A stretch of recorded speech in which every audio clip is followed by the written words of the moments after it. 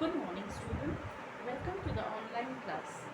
Today we are going to study India location and extent.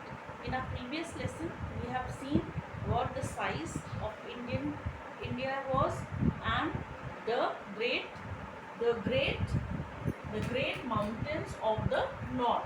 Today, children, we are going to study the great northern plains.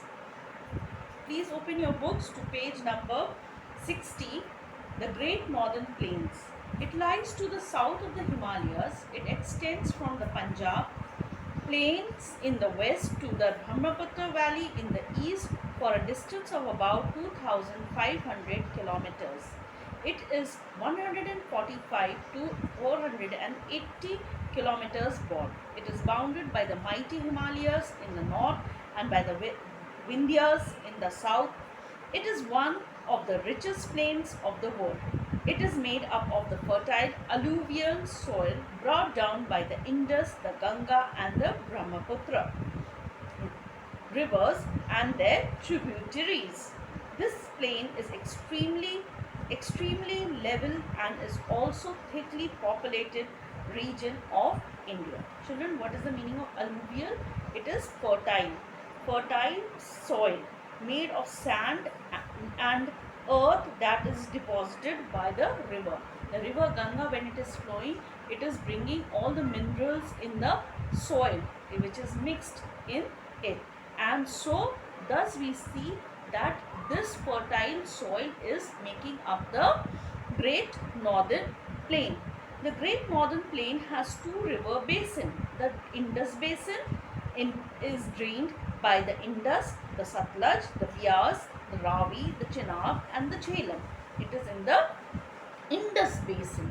The Ganga Basin is drained by the Ganga and its tributary, that is the Yamuna, Ghagra, Gandak, Kosi and Tissa, which rise in Himalayas, and the Chambal, Betwa, Son and the Damodar, which rise in the Vindhya or the Chota Nagpur region. The Ganga and the Brahmaputra join together before falling into the Bay of Bengal and form a very fertile delta, which is the largest delta in the world. So Brahmaputra falls in Bay of Bengal, and it is also bringing the fertile soil with it, and there's the largest delta in near Bay of Bengal.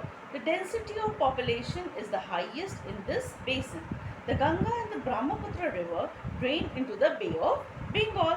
Both the rivers Ganga and Brahmaputra are both going down in Bay of Bengal. They form a delta when they join the sea. The delta is a triangular area of land which is formed at the mouth of the river when it falls into the sea. The Ganga, Brahmaputra river and the Sonbhadra delta. Children, in your books there is a map in which you can see the Bay of Bengal. It is coming all the way from the delta, the Ganga and the Brahmaputra, which is collecting in Bay of Bengal. It is flowing from this region. The two rivers which were divided earlier, the Indus river, which is from this side, Chenab, Ravi, Son, these are flowing this side, and Brahmaputra, Ganga. What are the rivers over here? Gandak, Kosi and Yamuna, Ghagra. These are flowing from this region, this part, to the eastern part, and this is the western part. So Ganga is coming from here and it is flowing both sides. Let's see the Thar Desert. Children, the third topic is the Thar Desert. Let's see. As we proceed eastward in the Great Northern Plain, we find trees disappearing and the climate becoming somewhat hotter.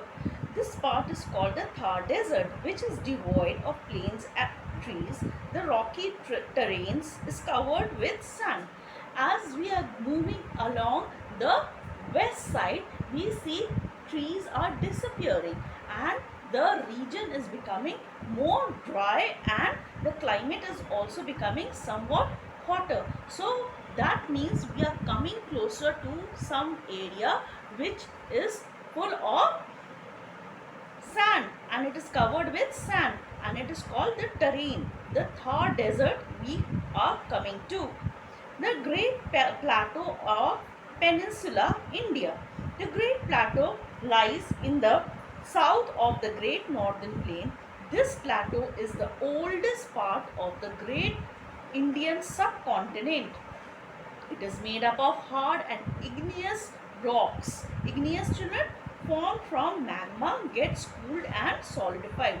The rocks which is coming out from the molten lava, from the volcano, and it is cooled down, and these are called the igneous rocks.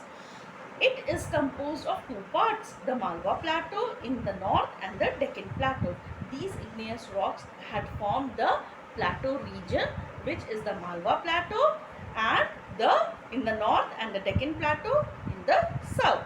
These two parts are separated by the Vindhyas and the Satpura ranges. When these two plateau regions are separated by the Vindhya and the Satpura ranges.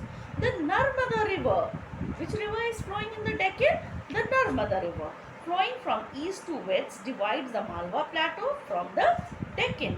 It is dividing the plateau of the Malwa Plateau, which is in the Deccan. So children, how many plateaus are there?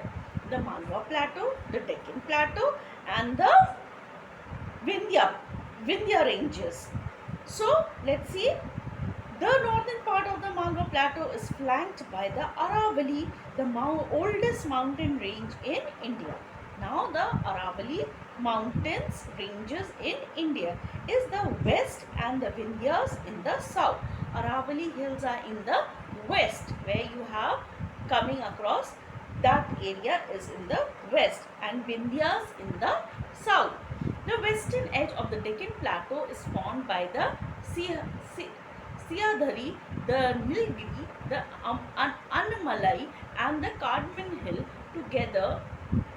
Together they are known as the Western Ghat. Annamundi in Kerala is the highest peak. The Western Ghat run parallel to the coast facing the Arabian Sea. The eastern edge of the plateau is called the Eastern Ghat. There are two ghats, the Western Ghats and the Eastern Ghats.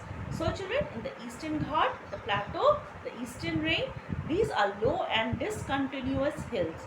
They slope towards the east. Both the Eastern Ghats and Western Ghat coverage at Nilgiri Hills. They are meeting in the Nilgiri Hills. See children, where are the ghats? In this region, these are the areas of the Western Ghats, and these are the areas of the Eastern Ghats, and they are meeting over here, the Nilgiri Hills. They are meeting over here at the tip is the Nilgiri Hill.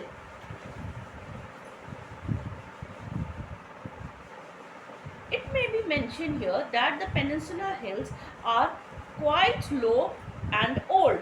They do not have high peaks and glaciers like those on the Himalayas.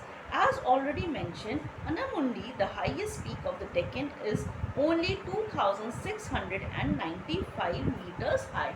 Children, when we are calculating the height of the mountain, we calculate it by the sea level.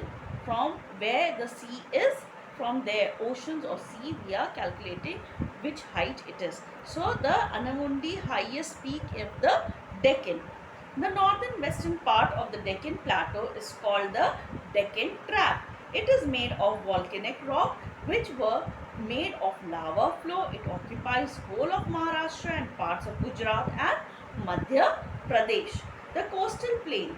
The Deccan Plateau is flanked by the narrow coastal plain in the east and the west.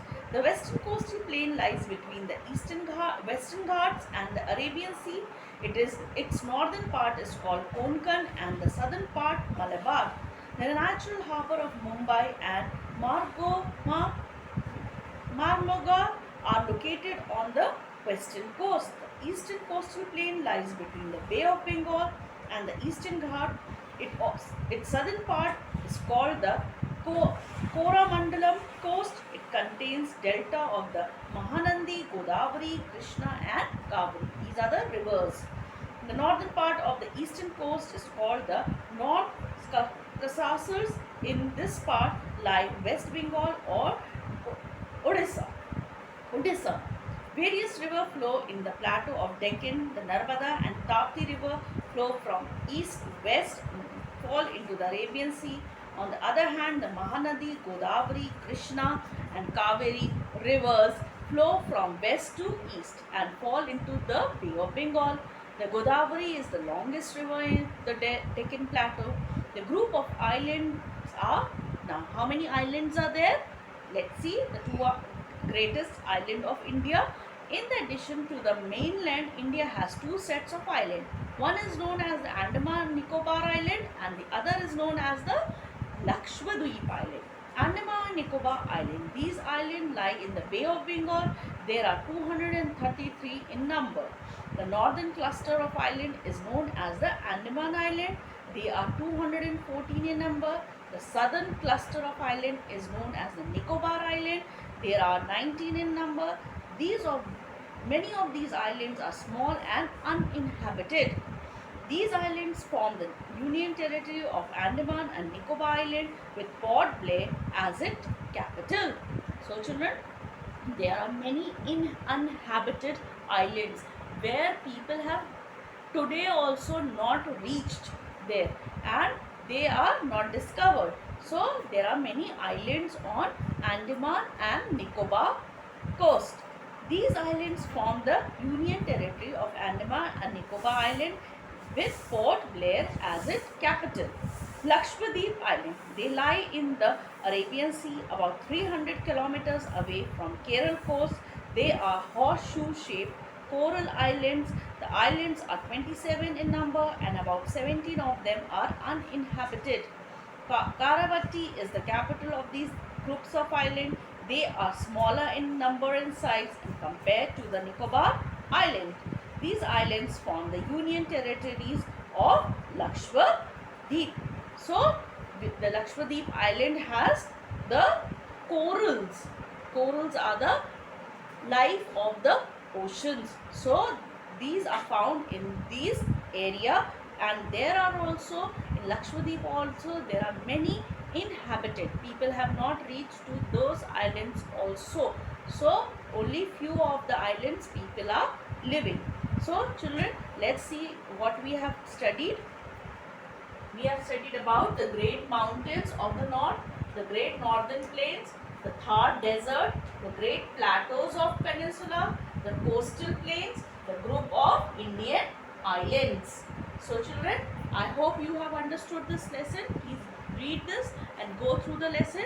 Please draw this map of India and mark all these things, the mountains, the northern plains, the desert, the plateaus, the coastal and islands on this map, and all the states and capital. Make this map also children and mark all the states and capital in this by the map of political map and physical map. Two maps each, physical, two map of physical and two maps of political. So children, this ends the chapter. Please read it and try to understand and watch the video along with it. So children, thank you. We'll meet in the next session. Take care. Bye.